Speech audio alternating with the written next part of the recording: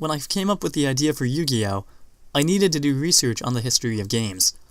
I learned that games existed during the time of ancient Egypt, and this really helped me develop the story. I actually visited Egypt before the original manga started and after it ended. It was a wonderful and mystical experience.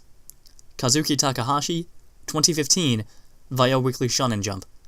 The link to the article will be in the description box below.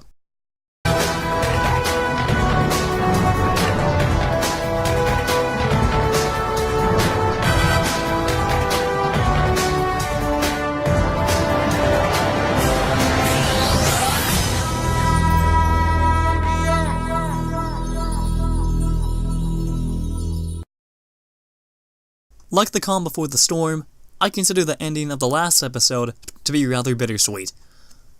We know that there's going to be another player here very shortly, but for the first-time viewer, it leads you into a false sense of security. Don't get me wrong, the threat of Bakura is still alive and well, but the fact that the characters all crowd the Phaorah at the end gives you hope that they'll eventually overcome this threat. That being said, unless you read the original manga, I don't think anyone actually saw the eventual second villain coming, and that they assumed that Bakura just had to be defeated once and for all. But that bit of intrigue where Bakura is grabbed by that spirit leaves you with an unanswered question, that we will have answered by the end of this video. Here we go. President Seto finally arrives to greet Merrick, Odeon, and Ishizu. What, was he having engine problems? If so, I can't really think of a place for him to land, because, as we saw, he was going over the ocean, but whatever. Merrick realizes that Bakura is involved, and tries to come up with a way to stop him. There's only one problem, that being that Yugi and the rest had already left by that point. So, they really have to leave it up to the Phaorah to resolve this. Seto shows the Millennium Eye to Ishizu, with the Shizu offering him a deal. So I'll make you a deal. I'll help you locate Bakura if you help us to save the Pharaoh. Honestly, I'd take that offer in a heartbeat if it meant getting answers. Back in the past, Mana is bouncing on Babasa's stomach, while the others are sitting a few yards away, and this makes me laugh for some bizarre reason. Maybe it's the fact that I'm easily amused. It could also be due to the fact that Mana and Babasa are such a great comedic team. Regardless, it's a great way to open this. The Pharaoh catches Yugi up on everything that's happened, including what he remembers about a small fraction of his childhood.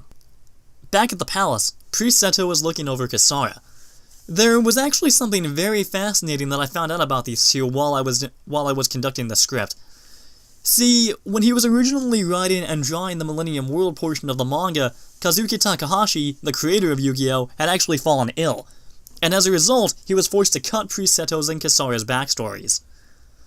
However, the anime adds a lot of filler material that fills in a lot of the gaps that Takahashi wasn't able to. And while it's not perfect by any means, there's still worthwhile additions, with Takahashi himself actually praising it on a multitude of occasions. So, by extension, these two were actually meant to be lovers in the manga, but external forces kept that from happening. In the anime, however, this is much more implied, and credence is added to their story via the filler material, such as when Seto saves Kisara when they're children. Priest Seto then tells us about Ignanin and the connection the two share. Regardless, when I first entered the Pharaoh's royal court, it was Akhenaten who taught me compassion and reason. But now I hardly recognize him. The royal court is notified that the Pharaoh has been found and that he is alright. Yugi and the others introduce the Pharaoh to Babasa, which is actually really heartwarming.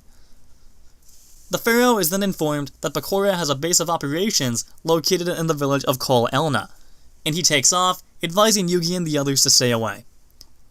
The Pharaoh then arrives in Kol Elna, which is infested with ghosts and evil spirits. They're then surrounded by skeletal swordsmen. Mana is then contacted by Mahad, who gives her the confidence boost that she needs to fight. The Pharaoh goes on to find Bakura while the others fight the skeletons. Back at the palace, the Mahad statue manifests, and the Dark Magician emerges, saving the Pharaoh. We then get some rather disturbing exposition from Bakura about the destruction of his village and about how it was destroyed. But what he fails to mention is that every villager was evil, and that Akhnam Khanen, upon realizing this, took the blame for the destruction. The duel between the two begins, with Bakura once again summoning Diabound. We then get the first name drop of the secondary villain, Zork the Dark One, or Zork Necrophades. More on him in a bit. Mahad is saved by the Dark Magician Girl, who was actually summoned by Mana.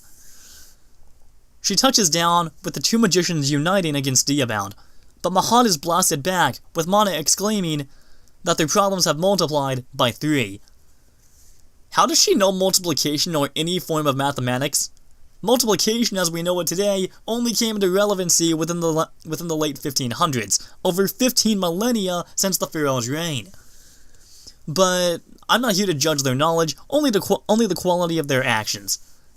And Mana then hides the Dark Magician Girl within some magical hats. The inner circle arrives, and they save the pharaoh. Summoning monsters, they all attack Diabound, but it's no good due to the spirits protecting it. It also turns out that Akhenaten was the one who burned Bakura's village to the ground, meaning that Bakura himself has no reason whatsoever to be angry with the pharaoh. And it makes me even angrier at Akhenaten's actions earlier on. Shada, upon discovering the stone tablet of Diabound, prepares to destroy it, only for Akhenaten to knock him out with a stone. You backstabbing snake. Back at the battle, Bakura reveals that he actually took control of Tristan's mind. And on some mountain somewhere, Yugi and the others are tuckered out. Bombasa complains about how running from the bad guys made him really hungry, which is an endearing and humorous moment. Tristan suggests that the pharaoh erased his own memory in order to protect a secret, that being his own name. That name, it turns out, is the only thing capable of destroying Zork, once Bakura resurrects him by gaining all 7 Millennium items. They all head off to the palace. Back at the battle, Diabound repels all of the Inner Circle's monsters. Bakura then gains the Millennium Scale and wipes the pharaoh and his Inner Circle all out again. The spirit of Akhnam Khanen appears and takes the evil spirits away, after which the Inner Circle completely wipes out the weakened Diabound. Yugi and the others arrive at the palace and begin searching for clues. Bakura then fades away somehow. Apparently he was just using it as a vessel, but it makes no sense. Yugi looks at a wall, trying to decipher it. We don't get many shots of Yugi himself doing any sort of detective work, so it's pretty cool to see it happening here. Bombasa, commonly placed for him, is gorging on the food in the kitchen. Aw, he's such a fun goofball. Akhenaten freezes the others and vows to let the Dark One rise, and he returns the items to the Millennium Stone. This then leads to the amazing but utterly ridiculous twist that the pharaoh and Bakura have been sitting on top of that giant pyramid mentioned at the very beginning of this arc, and that the pharaoh himself has been knocked out this entire time. Bakura states that they're in the Shadow Realm, sitting before the playing field, and he then explains the rules of the game. The field is the world of ancient Egypt. The pawns are the people of your past. Wait, so if I don't defeat Zork, that means I lose the game? You'll lose much more than that. Like what? Like those meddling twits you call friends. They entered a world where they didn't belong. So when the playing field disappears, they'll be trapped in the shadows. You'll never see them again! He also explains how he managed to rewind time earlier as well as now. At the moment, all of your pawns are frozen in time, thanks to this handy device. What's that? Why, it's my hourglass token, of course.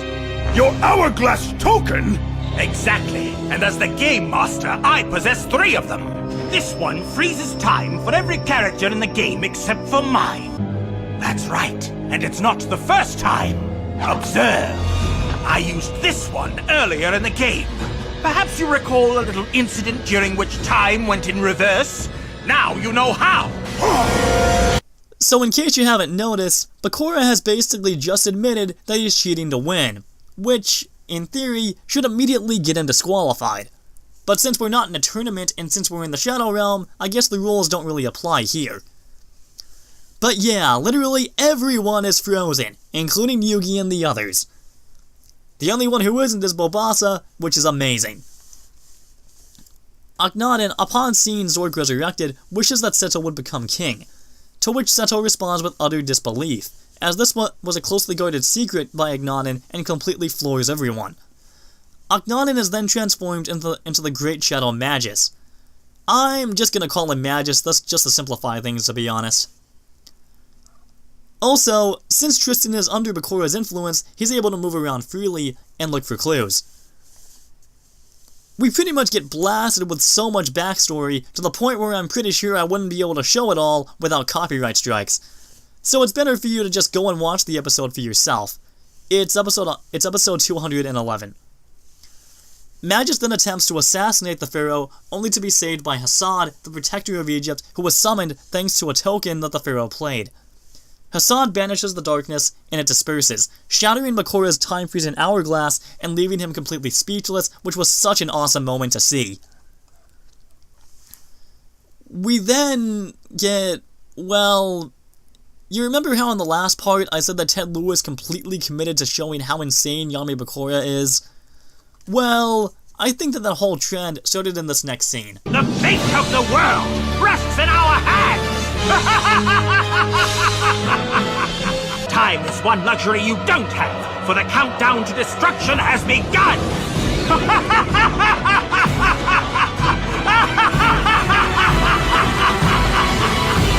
Seto arrives at the stone tablet and begins to see what's going on. In order to differentiate between the two different Setos, I'm just going to do pre-Seto and present Seto. So, yeah. Magus reveals his backstory, and that he created the Millennium Items, and by extension Zork. He also claims that the reason why Seto and Kisara crossed paths again was because he was chosen to wield the white dragon that Kisara wields. Present Seto, upon seeing this, believes that he's hallucinating. Pre-Seto is actually being pulled in two directions. He can either join Magus or stay with the pharaoh. Kisara wakes up and races to find Pre-Seto. We cut to Bobasa, and all he wants is just one more tasty treat. What I wouldn't give for one more luscious apple, or even the teeniest little grape. Who is this Bobasa character? I must find out what role he plays in this shadow game.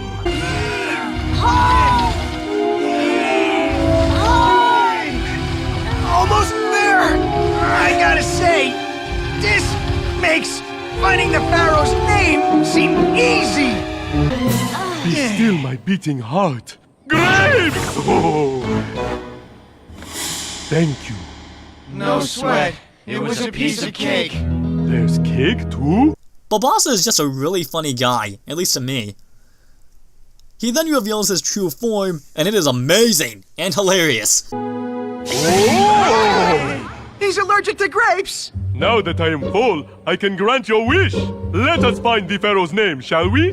Everyone on Bobasa's back! They get on his back and go to the Valley of the Kings. Also, Bakura forces Present Seto to be flung into the game as well, despite the fact that Bakura himself couldn't have known that Present Seto was even there. But whatever, it works for drama. Present Seto, upon landing in the ancient past, vanishes, allowing Bakura to somehow come back to life. It makes no sense to me. I'm sorry. Bakura tries to convince Priest Seto to join Zork. Shada tells the Pharaoh about Kisara. Diabound returns and fires at the Pharaoh, only for Hassad to block the attack. The reason for its sudden return is because since Bakura now has all 7 items, he no longer needs to rely on Diabound's tablet in order to keep it alive. That's an interesting cop-out, I guess. Magus opens a portal to another dimension and throws Priest Seto into it. Now we get into a really fascinating part of this battle. I'd rather not explain it myself, so I'll have Bakura do it for me. Now our shadow game is at a standstill, so we sit and wait for Zork to arrive so I can win. And in the meantime, I've decided to have a little fun with your game pieces. It seems to me that your guardians could use some time apart. What are you planning to do with them? Destroy them, one at a time. The reason why it's fascinating is that what follows this is a series of one-on-one battles, which we rarely ever see in this franchise. So Diabound splits the inner circle up via a smokescreen. President Seto wakes up in an Egyptian town and runs into Phaorah, who can see him, I'm assuming, due to his connection to Priest Seto of that time period. Also, President Seto makes another connection about Phaorah, which is an extremely satisfying moment for his character. Wait, I know you! You're that girl I saw in my vision! You're Phaorah. But who are you? But he still doesn't believe that Zork is coming, and so Phaorah leaves. The one-on-one battles come next, and I have to say, they're a really cool way to establish these characters on their own. It would have been nice to get to know this version of Ishizu at the start, but it's still a nice thing to see. Yugi and the others arrive at a cave, which I'm assuming is the Pharaoh's tomb, where the Pharaoh's name is actually hidden.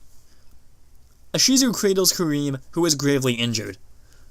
The numerous forces pretty much start overwhelming the inner circle little by little, but Kareem transfers his remaining life energy to the Pharaoh before he dies, and the Pharaoh races off to find Priest Seto. Yugi and the others try to get through the tomb, with Joey once again spicing up the humor, something of an hourly occurrence for him. I kid, of course.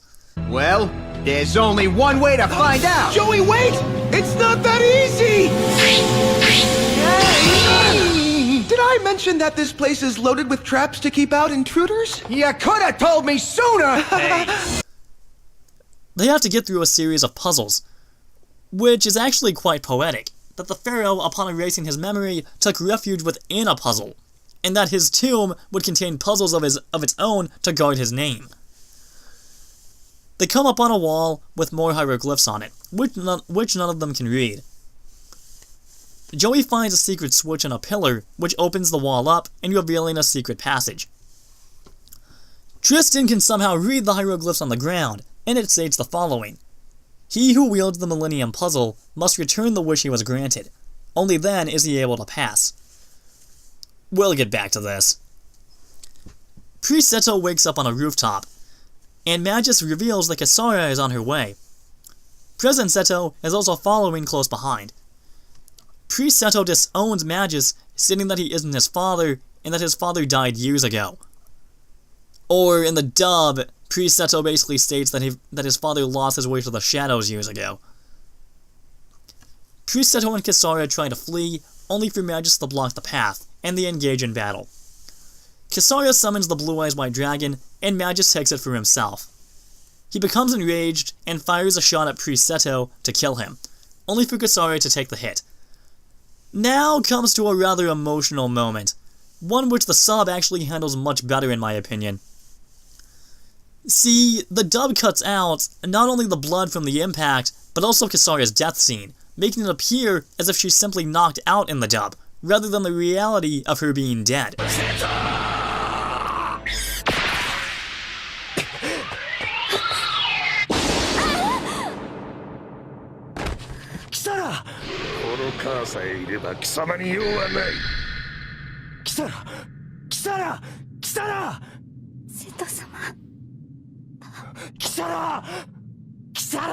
Another scene that was cut was this, where Priest Seto, following Phaorah's death, literally stabs Magus through the abdomen. Now, I can see why they removed that scene, since it was deemed too violent for the network, but at the same time, I feel like not having that moment takes some drama away from the scene that precedes it. Magus somehow possesses his son, which again makes more sense in the sub, since in his dying breaths, Magus merges his soul with Priest Seto's, and he and the Pharaoh end up doing combat. So, the tablet that was in the museum in the modern day, the one in Battle City I mean, is a complete and total misleader. Now don't get me wrong, it is Seto and the Pharaoh doing battle, but Seto himself isn't really there. It's Magus fighting through Priest Seto. Priest Seto summons the Blue Eyes White Dragon and wipes out Mahad, preparing to strike the Pharaoh down, only for the Blue Eyes itself to be unresponsive. The following scene, once again, is improved upon in the subbed version, where Magus' body literally crumbles before fading away. Now, they get around this corner in the dub with some purple particle effects, so the same message I guess is sent, but why didn't they just show the original version? I'm pretty sure that it wouldn't have done that much harm. I guess when you get down to it, it goes back to the censorship issue present within the early 2000s. But it's also an issue with 4Kids as a whole. This is nothing against any of the voice actors that are playing these roles, but the company itself shouldn't have censored it like this. Or in my opinion, you can have the censored version, just release the original version dubbed over, with no edits, like they were going to do with Funimation when they redubbed. Please, I would love to see the original Seto's character voiced by Eric Stewart, rather than changing and altering the very foundations of his character to appeal more to a Western audience. But I guess that's just a dream. I still wish it would happen, though. Priest Seto then carries Kasaria's dead body to the Stone of the White Dragon, which again is another scene that's better viewed in the sub, as it has Priest Seto literally crying over Kasaria's dead body, crumbling to the ground, and then breaking down emotionally.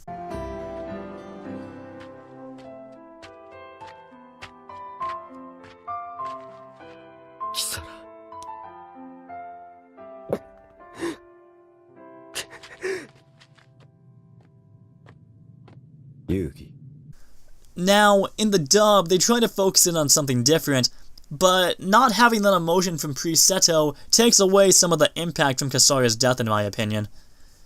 Okay, enough of sub versus dub. That debate, in my opinion, should never have been relevant within this medium. But I wanted to show you some subtle differences here, for now. Don't worry, soon I'll be covering the sub version of Duel Monsters, as well as GX and 5Ds, so I guess you could call this just an appetizer. Present Seto confronts the Pharaoh, with Seto jokingly assuming that they're cousins due to their past connection. Back at the tomb, Yugioh states the following, and it's a really emotional scene. Tell us already, will ya? What was it you wished for the day you first solved the Millennium Puzzle? For true friends. And my wish was granted. Oh man, you win again, Yug. Leave this punk to me, Yugi! Hey, long time no see. You were my wish. You mean that? It was us? You never told us that. How precious. Tristan, or rather Bakura controlling Tristan, launches them to opposite sides of the hieroglyphs, and the entire thing that they're on begins going up like a teeter-totter.